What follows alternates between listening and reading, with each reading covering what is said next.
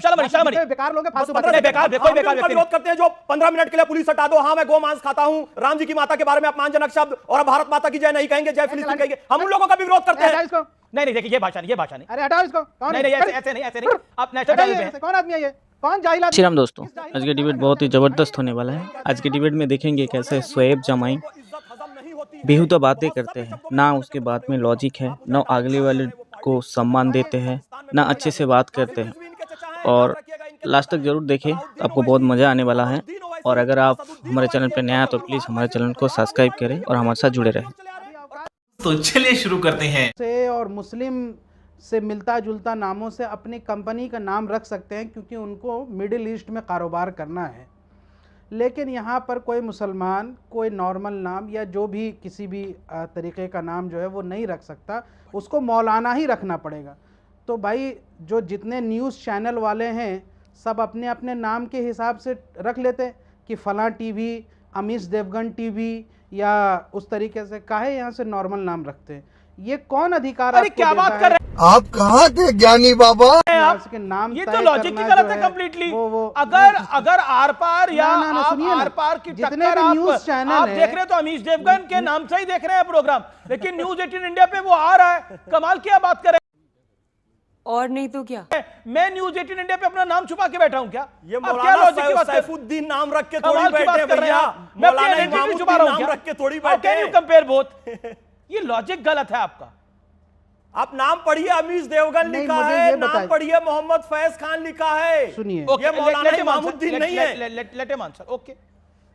अरे यार ये सुनिए, पहली बात तो ये है कि खाद्य सुरक्षा अधिनियम के तहत जो भी कानून बनाए गए हैं जिसमें नेम प्लेट अपने आपको ढाबे के अंदर या जहाँ पे आपका काउंटर है उसमें बड़े बड़े अक्षरों में लिखना होता है, इस चीज़ को सुनिश्चित करने की जिम्मेदारी पुलिस की है, फूड सेफ्टी ऑफिसर्स की है या स्थानीय प्रशासन की है।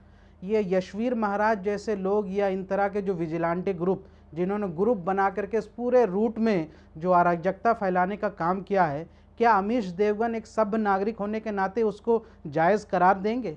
सवाल इसी पे पूछा जा रहा है, राजनीतिक बयानबाजी इसी मुद्दे पर है। सभ्यता का दायरा क्रॉस कर रहा है उसको कोई सही नहीं कह रहा, लेकिन अगर कोई शाब्दिक सभ्यता के दायरे को क्रॉस कर रहा है तो उसको भी बोला जाएगा। पहलगाम के आतंकियों के साथ आप कैसे कंपेयर कर सकते हैं? आपको अपनी लोकल पॉलिटिक्स करनी है, आप करिए, कोई आपको इंकार नहीं करता इस बात के ऊपर, लेकिन आप पहलगाम के आतंकियों के साथ कंपेयर कर रहे हैं। आपकी पार्टी ने नहीं करा, समाजवादी पार्टी के नेता ने करा, इसलिए मुझे बोलना पड़ा। आपकी पार्टी ने नहीं करा और आपके सदर का जो स्टैंड था और मौलाना अंसार ओवैसी का और मौलाना अंसार रजा का जो स्टैंड था वो देश ने उसकी तारीफ करी है ऑपरेशन सिंदूर को लेकर। People of India has complimented it. मैं उस विषय पे नहीं बोलना चाहता। कैसे कंपेयर कर सकते हैं आप? क्या आपको लगता है समाजवादी पार्टी के नेता ने, इतने वरिष्ठ नेता ने सही किया? पहली बात तो यह है कि हम किसी चीज को कंपेयर नहीं करते, दो बातें अलग अलग हैं। अगर पहलगाम के अंदर पैंट उतार करके धर्म की पहचान की गई वो भी आतंकवाद की श्रेणी में आएगा। और इस देश के अंदर कोई भी विजिलेंटे ग्रुप किसी भी समूह के साथ मिल करके पैंट उतार करके हो या किसी भी तरीके से धर्म पहुंचा करके उसको वायलेंस करने की कोशिश करेगा तो वो भी एक शाब्दिक आतंकवाद की श्रेणी में आएगा। और हमारे मतलब आपको मत सिखा, चल इसको भी हमें कंसीडर करना चाहिए। मैं ये कहता हूं कि आप इन विजिलेंटे ग्रुप के खिलाफ कार्रवाई क्यों नहीं करते? इन लोगों के खिलाफ क्यों नहीं? आतंकवाद कहीं ना कहीं आप उनको जस्टिफाई कर रहे हैं, उनके साथ खड़े हुए हैं, तो ये हरकत बंद कीजिए। वो एक इंटरनेशनल मुद्दा और इंटरनेशनल मुद्दा पर असदुद्दीन ओवैसी साहब को पूरी इज्जत दी गई है, लेकिन उस इज्जत का एहतराम कीजिए। यहाँ पर इस देश में कोई घटना होती है, किसी दुकान पे किसी ढाबे पे, तो उसको आतंकवाद से मत छोड़िए। तमीज के बारे में दिमाग का इलाज कराओ, थोड़ा दिमाग का इलाज कराइए जरा। थोड़ा तार्किक लॉजिकल बात आपने कीजिए। तुम्हारी सात पुश्तें नहीं ले जा सकेगी, तुम्हारी सात पुश्तें यहाँ से वो स्टैंड नहीं ले पाएगी जो हमने आतंकवाद के खिलाफ स्टैंड लिया है। चल झूठा। नरेंद्र मोदी जी ने भेजा है, याद रखिए। खिलाफ बोलो जो यहाँ से मॉब लिंचिंग करते हैं, मुसलमानों के साथ हिम्मत है तो उनके खिलाफ बोलो। शर्म आती है? नहीं शर्म आती है? थोड़ी सी भी शर्म और हया है और इंसानियत है तो उन लोगों के खिलाफ बोलिए जो इस देश में अराजकता फैला रहे हैं, जो हिंदू मुस्लिम नफरत फैला रहे हैं कांवड़ के नाम पर। हमारे राष्ट्रीय सदर का बयान किसी धर्म पर, किसी कांवड़ की यात्रा पर नहीं था, उन विजिलेंटे ग्रुप के खिलाफ है जो अराजकता फैलाने का काम कर रहे हैं, और हम बोलेंगे और उनको यहां से सजा मिलनी चाहिए। ऐसी मैंने माननीय उत्तर प्रदेश के मुख्यमंत्री योगी आदित्यनाथ जी से मांगे। बोलने दे, तकलीफ हुआ है बेचारे को, बोल।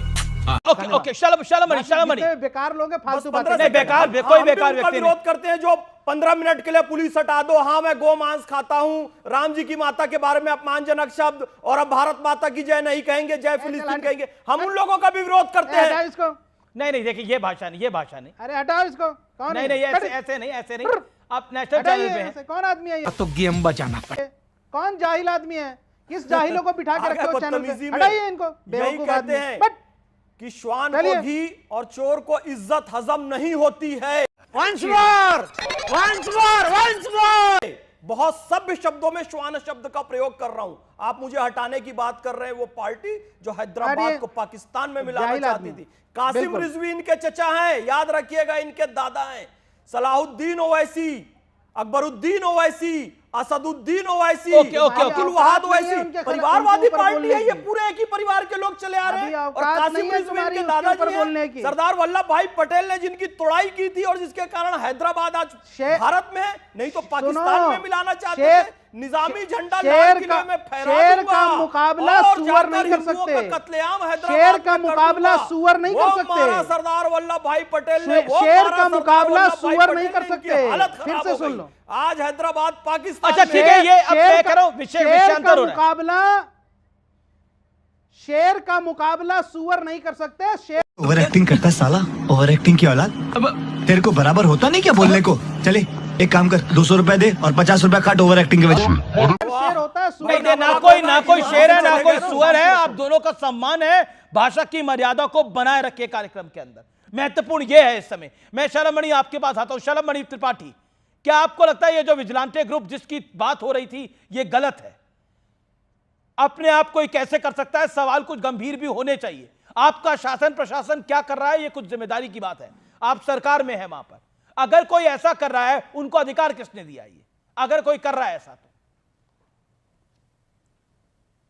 अमीश भाई, अभी मैं आपके डिबेट में सुन रहा था, अभी एक सज्जन ने कहा कि शाब्दिक आतंकवाद, तो शाब्दिक आतंकवाद है नहीं है तो पता नहीं है, पर व्यवहारिक आतंकवाद क्या है ये हमने आपके डिबेट में देख लिया कि अगर एक पैनलिस्ट के अपने विचार हैं तो उनको किन किन शब्दों से नवाजा जा रहा है और कौन लोग उसके पीछे हैं। जरा सोचिए, एक नेशनल टीवी पर बैठे हैं, वहां पर उनका व्यवहार अगर इस प्रकार का है, अगर नेशनल टीवी पे अमीश देवगन का शो जो कि सबसे ज़्यादा मुझे लगता है देखा जाता है, उस शो में अगर इस प्रकार का व्यवहार है तो जब टीवी पर नहीं होते होंगे तो इनका व्यवहार किस प्रकार का होता होगा, जरा सोचिए।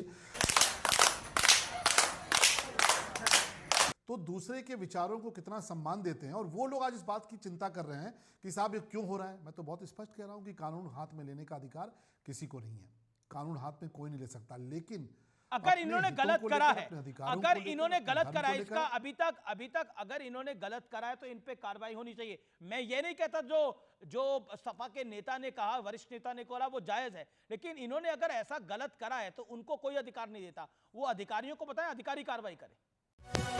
दोस्तों, आज के डिबेट कैसे लगा कमेंट करके ज़रूर बताएं, और अगर आप हमारे चैनल पे नया हैं तो प्लीज़ हमारे चैनल को सब्सक्राइब करें